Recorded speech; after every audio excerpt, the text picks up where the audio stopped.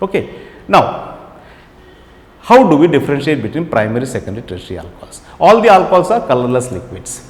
So, if you want to go for a color test to differentiate primary, secondary, tertiary alcohol in laboratories, we need some color reaction. It is found that the haloalkanes have a turbidity, that the molecule becomes, the solution becomes slightly turbid. So, whenever you try to chlorinate an alcohol, if there is an alcohol, then a turbidity will be generated. Chlorination of alcohols could be used to differentiate the primary, secondary, tertiary alcohols. But we cannot use PCl5, PCl3, SOCl2, etc., because they are very strong chlorinating agents and they will give the same product with the 3 class of alcohols. So, we go for a milder chlorinating agent. It was here that Lucas formed a new reagent. It is called the Lucas reagent. It is an anhydrous zinc chloride ConHCl mixture. It is a mild chlorinating agent. When you look at the primary, secondary, tertiary alcohol, the OH minus has to be substituted by the chlorine. It is a nucleophilic substitution reaction. In a primary, when the OH minus break, it leaves behind a primary carbon cation. In a secondary, it leaves behind a secondary carbon cation, and in a tertiary, when the OH minus breaks off, it leaves behind a stable tertiary carbon cation. So, among the 3 classes of alcohols, in a tertiary alcohol, the OH minus will break very easily. Why? Because it results in the formation of a very stable tertiary carbon cation. So, cleavage takes place faster here, and therefore, it will undergo chlorination fastest. So, when we add anhydrous zinc chloride ConHCl to a primary alcohol, secondary alcohol and tertiary alcohol, we get an immediate turbidity with a tertiary alcohol. And only after 5 or 10 minutes, we get a turbidity in the case of a secondary alcohol. In a primary alcohol, generally we do not get a turbidity easily, or only on very strong heating, we get a little turbidity. So, it is easy for us to differentiate between primary, secondary, tertiary alcohol using Lucas reagent. Tertiary, T, turbidity immediately. So, tertiary alcohols give turbidity immediately. That is the easiest way to remember. Okay. So, this is a simple test to differentiate between primary, secondary and tertiary alcohols. Lucas reagent is anhydrous zinc chloride and concentrated HCl. It is used to differentiate primary, secondary, tertiary alcohols. Alcohols are soluble in Lucas reagent, but after the reaction, when the OH is substituted by Cl, the product is insoluble, so a turbidity is obtained. When we add primary, secondary, tertiary alcohols to Lucas reagent, what happens? A tertiary alcohol undergoes reaction fastest. So, when mixed with Lucas reagent, we get an immediate turbidity on shaking. Whereas, in the case of a secondary alcohol, when a secondary alcohol is added to anhydrous zinc chloride and ConHCl, we get a turbidity only on shaking for 5 to 10 minutes, because the OH minus breaks a bit slowly and therefore substitution takes place slowly. When we try a primary alcohol like propane 1-ol, and when it is added to the Lucas reagent, even on long shaking, time shaking, we do not get a turbidity in room temperature. But when we heat it strongly, we get a mild turbidity. So, primary alcohol, secondary alcohol, tertiary alcohol can be differentiated with Lucas reagent. Immediate turbidity, tertiary alcohol. Now, there are other tests also which can be used to differentiate between primary, secondary, tertiary alcohol. When you look at the structure of a primary, secondary, tertiary alcohol, you can also find out that it has another very important point of difference. In a primary alcohol, the OH bearing carbon has 2 hydrogens. Secondary alcohol, the OH bearing carbon has only 1 hydrogen. Tertiary alcohol, the OH bearing carbon does not have hydrogens. So, primary alcohol 2 hydrogens, secondary alcohol 1 hydrogen, tertiary alcohol no hydrogens. So, here we are going to make use of this to differentiate between primary, secondary, tertiary alcohol. All of us know, in general we say, what is oxidation reduction? Oxidation is either addition of oxygen or removal of what? Hydrogen. Reduction is either addition of hydrogen or removal of what? Oxygen. So, here we are going to talk about hydrogen. So, what is the process of addition of hydrogen called? Reduction. What is the process of removal of hydrogen will then therefore will be called oxidation. So, in a primary alcohol, there are two hydrogens, secondary alcohol there is only one hydrogen, and a tertiary alcohol has no hydrogens on the OH bearing carbon. So, this could be used to differentiate between a primary alcohol, secondary alcohol and tertiary alcohol. The easiest way of talking about oxidation is when oxygen is added we call it oxidation, or if hydrogen is removed we also call it as oxidation. Just reduction we say addition of hydrogen, reduction, addition of oxygen is oxidation. Similarly, removal of hydrogen also is what? Oxidation. So, we have seen that a primary alcohol has two hydrogens, secondary alcohol one hydrogen, tertiary alcohol has no hydrogen on the OH bearing carbon. So, it is easier to remove hydrogens from a primary alcohol. So, this implies that a primary alcohol can undergo oxidation fastest. Because a very simple question that they may ask, which will undergo oxidation fastest? Propane 1-ol, propane 2-ol, 2-methyl propane 2-ol. We know that propane 1-ol is primary and it has got more hydrogen on the OH bearing carbon, therefore, it will undergo oxidation fastest. So, this is a very interesting important differentiation thing that we can use to differentiate between primary, secondary and tertiary alcohols. Okay. Now, oxidizing agents also are different types. We can broadly classify them as mild oxidizing agents and strong oxidizing agents. Now, mild oxidizing agents generally used to differentiate between primary, secondary, tertiary alcohol is red hot copper tube, or they also use what? CrO3. They also use what? Pyridinium chlorochromate, PCC it is called. So, all these are primary or milder oxidizing agents. So, let us talk about red hot copper tube. What does red hot copper tube do? Red hot copper tube takes the OH bearing, the hydrogen on the OH and the neighboring carbons H. It is removed as H2. This results in the formation of a C double bond O. Look at the structure, you can see that the OH H goes off as H plus, that electron bonding electron shifts to form the C double bond O and the H goes off as what? H minus. So, they are eliminated as H2 resulting in the formation of a C double bond O. So, a primary alcohol when H2 goes off we form a C double bond O, and because the OH is on the end, so C double bond also will be the end, and C double bond on the end means aldehyde. So, primary alcohols when passed through red hot copper tube you get a aldehyde. Now, let us check the case of a secondary alcohol. In a secondary alcohol the OH is in the middle.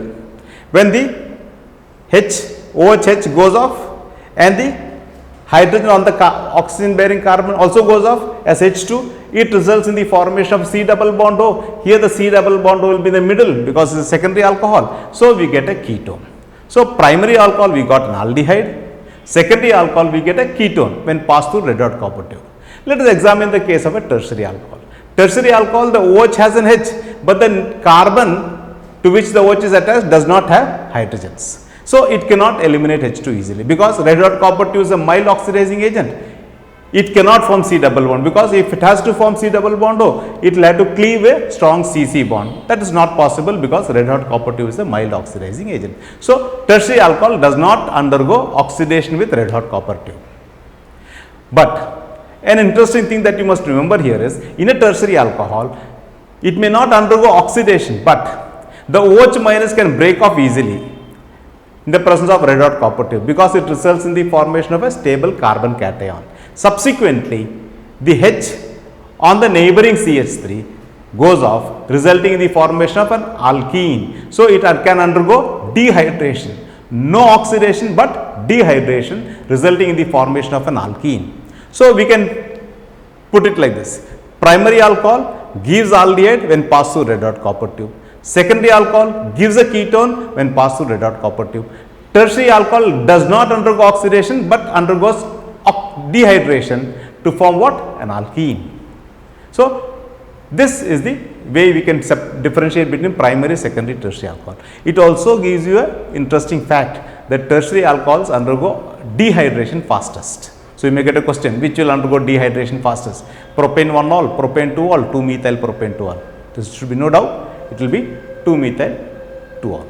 So, it will undergo dehydration fastest. So, same can be extended to the other oxidizing agents. In all these cases, you get carbonyl group C double bond O. Primary because in the end aldehyde, secondary because in the middle you get C double bond in the middle, it's a ketone. Now let us talk about a stronger oxidizing agent. When we talk about stronger oxidizing agent, the easiest and simplest common strong oxidizing agent is KMnO4. If you use acidified KMnO4, what happens? See, whenever you find KMnO4 in organic chemistry, you should have no doubt the product will generally be an acid. So, when you use in the case of an alcohol also, the product will always be an acid. But there will be a difference in the product obtained depending upon the class of the alcohol. Primary alcohol, the OH bearing carbon is the end, that carbon will become COH. It can become COH. So, here directly the primary alcohol gives an acid. So, pentane 1-ol will give you pentanoic acid. Butane 1-ol will give you butanoic acid. Propane 1-ol will give you propanoic acid. Ethanol will give you ethanoic acid. So, it is an easy straightforward thing. So, the OH bearing carbon will become C double bond OH. So, with KMnO4. When we examine a secondary alcohol, the OH is in the middle and the OH bearing carbon should become C double bond OH. If a C double bond OH is to be made, it will essentially result in the breaking of the C bond, the OHC and the neighboring C bond to break. KMnO4 is a strong oxidizing agent, it can cleave the carbon-carbon bond. So, what happens when you look in the case of propane 2-ol, you find that the C double bond O carbon and the last CC bond will break, resulting in the formation of two acids. One is CS3COH and the breaking away piece CS3 will also form an acid, one carbon acid, it will be formic acid. So, in the case of a secondary alcohol, it results in the cleavage of the CC bond, resulting in two acids. One is ethanoic acid, acetic acid, the other is formic acid. Let us examine the case of butanol, butane 2-ol. In the case of butane 2-ol or in the case of pentane 2-ol, here the OH bearing carbon you should check and the neighboring carbon will cleave. In the case of a propane 2-ol, the molecule is symmetric. So, if it breaks at A or at B, you get the same products, that is a molecule of formic acid and a molecule of ethanoic acid or acetic acid. Whereas, in the case of butane 2-ol, it is not symmetric. So, the butane 2-ol, the bond can break either at A or at B. If it breaks at A, you get a 1 carbon acid and a 3 carbon acid, you get formic acid and propanoic acid. If it breaks at B, you get a 2 carbon acid plus a 2 carbon acid, that is you get acetic acid plus acetic acid. Okay. When you examine the case of pentane 2-ol, in the pentane 2-ol it can cleave at A or at B. If it cleaves at A, you get formic acid and butanoic acid. If it cleaves at B, you get acetic acid and propanoic acid. Okay. Let us examine the case of pentane 3-ol. Pentane 3-ol is symmetric. So, if it breaks at A, you get acetic acid and propanoic acid. If it breaks at B, you get acetic acid and formic acid. So, in the case of symmetric acids, whether it breaks at the left hand side or the right hand side of the OH bearing carbon, the products will be same. Whereas, in the case of non-symmetrical OH bearing alcohols, then the products will be different. This can be easily found out by a simple rule called Popoff's rule. Popoff's rule is a rule used for ketones and it can be extended also to alcohols. Whenever the OH bearing carbon undergoes oxidation, it can cleave either at A or at B. The cleavage will always take place in such a manner that the OH bearing carbon will go with a smaller alkyl stem. Now, in the case of pentane 2-ol, when you see pentane 2-ol, it can break at A and it can break at B. If it breaks at A, the OH bearing carbon is going with a larger alkyl stem. It will not be possible. As per Popoff's rule, the OH bearing carbon should go with a smaller stem. So, will it break at A or at B? It will break at B only, because when it breaks at B, the OH bearing carbon is going with a smaller alkyl stem. So, in all unsymmetrical ketones and even unsymmetrical alcohols, whenever oxidation results in cleavage of the bond, then the OH bearing carbon will always go with the smaller alkyl stem. So, in the case of pentane 2-ol, so the cleavage will take place at B and the main product will be acetic acid and propanoic acid. Now, if you take the case of hexane 2-ol, here also it can break at A or at B. The breaking will always take place at B because the OH bearing carbon will go the smaller alkyl stem. So, you get in the case of hexane 2-ol, you get acetic acid and butanoic acid. So, this is a very interesting and important thing that you must always remember. Okay. So, these are the three important tests to differentiate between primary alcohol, secondary alcohol, tertiary alcohol. Primary alcohol can be differentiated by Lucas reagent, anhydrous zinc chloride corn HCl, it is a mild chlorinating agent, immediate turbidity, tertiary alcohol. With, okay, clear? With red hot copper tube, you get what? Primary alcohol gives aldehyde, secondary alcohol gives ketone, tertiary alcohol will not undergo oxidation, but undergoes dehydration to form alkenes. In a case of KMnO4, primary alcohol, no bond is broken, what alcohol you had, you will get the same number of carbon in the acid. In the secondary alcohol, it will cleave once, you get a mixture of acids. Now, when you examine the case of a tertiary alcohol, when treated with KMnO4, now what happens first is, the OH bearing carbon will first undergo a cleavage in such a manner that it forms a ketone. Subsequently, it will further undergo cleavage, resulting in the formation of an acid. So, in the case of tertiary alcohols, the cleavage takes place twice. Now, look at the case of propane 2-methyl propane 2-ol. You can find out that first the cleavage takes place, okay, resulting in the formation of what? Acetone plus what do you get? As CH3 is broken, that CH3 will become what? Formic acid. Subsequently, the acetone also undergoes cleavage, resulting in the formation of acetic acid and formic acid. So, cleavage takes place twice.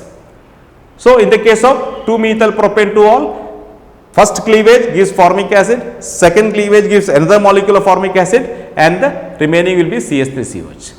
Now, let us examine the case of 3-ethyl pentane 3-ol.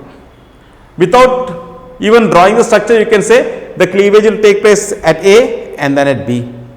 What will the mixture of products that you will get? One will be propanoic acid, acetic acid and the acetic acid. So, you get a mixture of 3 acids. So, we can summarize the case of KMnO4. Primary alcohol gives acid without breaking of any bond. So, the same number of carbons will be retained.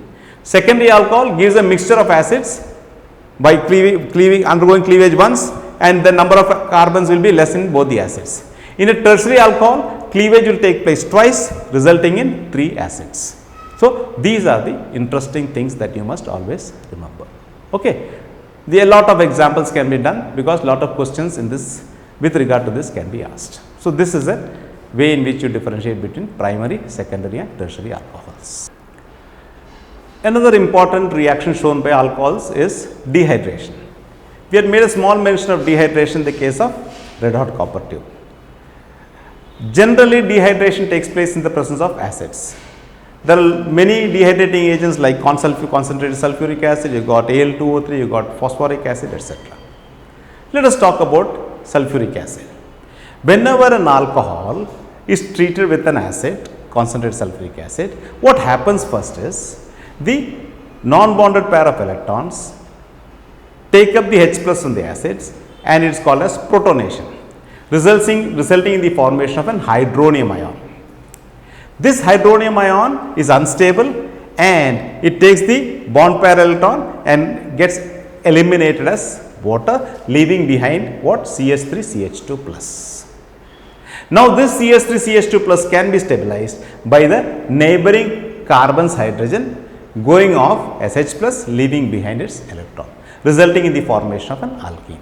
So, what are the steps involved? First, protonation of the OH oxygen, then formation of hydronium ion, then elimination of a molecule of water, last the neighboring carbon, that is beta hydrogen, is eliminated, resulting in the formation of an alkene. So, this is called as dehydration of alcohols. So, dehydration of alcohols is carried out using consulfuric acid, concentrated sulfuric acid. See, you always remember the water molecule is not eliminated as OH minus of the alcohol and the H plus neighboring H plus of the alcohol. It is the protonation of the OH minus by the sulfuric acid H plus. So, if you use deuterated sulfuric acid, so what will you get when treated with ethanol? You will get CH2 double bond CH2 plus DHO, because here instead of sulfuric acid you instead of H you got deuterium D2SO4. So, D plus will come. So, it is not H2O but it will be DHO that is eliminated, and then what will be left behind? The H plus that has been released from the neighboring carbon. So, it is an example of a beta elimination. Another important thing that you must remember is depending upon the temperature different products are obtained. So, an ethanol when treated with sulfuric acid under normal conditions of room temperature, you get what? An sulfonic acid group compound. When heated at 140 degrees centigrade, two molecules of alcohols are involved, resulting in the formation of an ether. Above 170 degrees centigrade, an ethanol molecule will form ethene. So, based on the condition of temperature, at 140 degrees centigrade you get an ether, above 170 degrees centigrade you get an alkene.